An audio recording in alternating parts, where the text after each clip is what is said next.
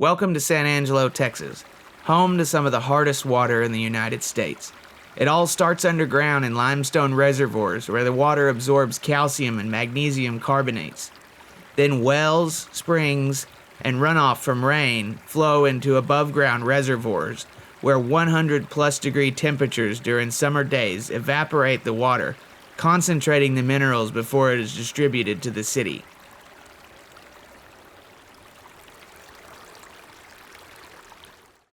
Hard water is something no one wants to live with, but everyone learns to deal with. Living in West Texas and many other parts of the United States means getting used to hard water. It means always drying your car to avoid getting spots. It means cloudy water glasses and discolored kitchen utensils.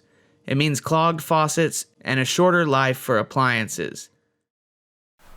What's up, my friends? So if y'all remember a while back, I made a video about cleaning the scale out of a Vitamix canister. So what happens when you have hard water is all this scale builds up in here and it sticks to the plastic, and I had to use muriatic acid to get it off, which is some pretty potent stuff that I don't really like messing with.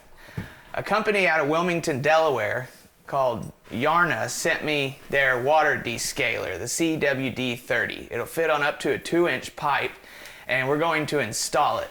Now, I'm not exactly sure how to test the effectiveness of it, and it's going to take a while to notice if it helps descale our water. But in order to try it out, the first thing we got to do is install it. So I haven't even opened the box from this yet. I know the basics. There is a main unit which can be mounted on the wall or directly to the pipe using the included zip ties, and there's two 59-inch impulse bands. They need approximately 9 wraps and at very least 10 inches of exposed pipe. Luckily, the water main to this house comes in the basement, so we got to go down there and get it all mounted.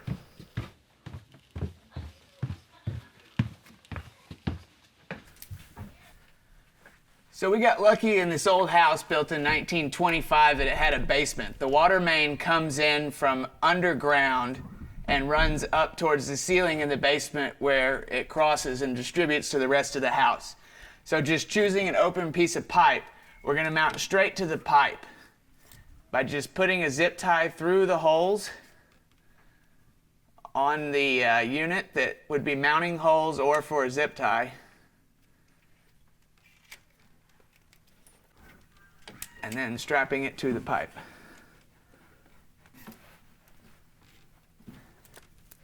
I just left it on there a little loose.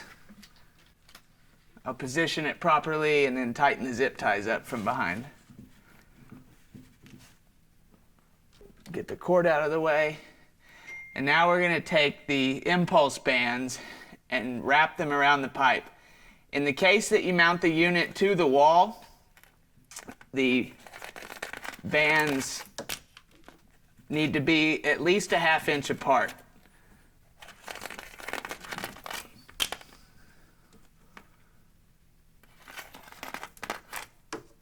A little bit of an angle on the wrapping is a good thing.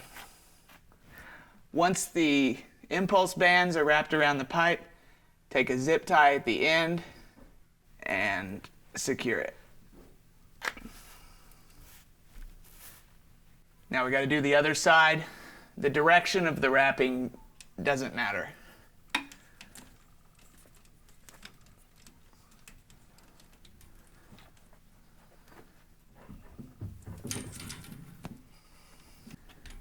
Okay.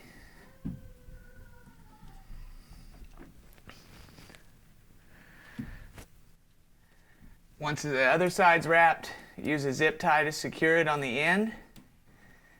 Once the wrapping is secured on each end, take a pair of pliers, cut all the excess off. There's an outlet beside the air conditioner that is within reach.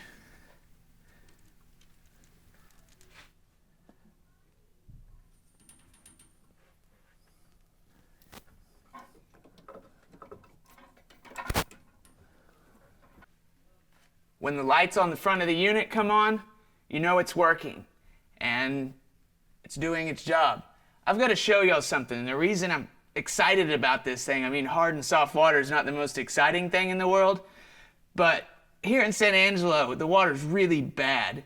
And just the other day, I looked up and discovered a leak underneath the shower pan. And from the water dripping down slowly over the years, it's actually growing stalactites from the ceiling. I can't guarantee the effectiveness of this simple invention until I've used it for a significant amount of time.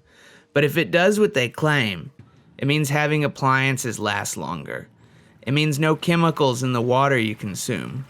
It means less dry skin and less frizzy hair and cleaner clothes. If all these can be achieved by one device, then I'm impressed, and I'll put my name on it. Thanks for watching. I love you guys, and I'll see y'all next time. Peace.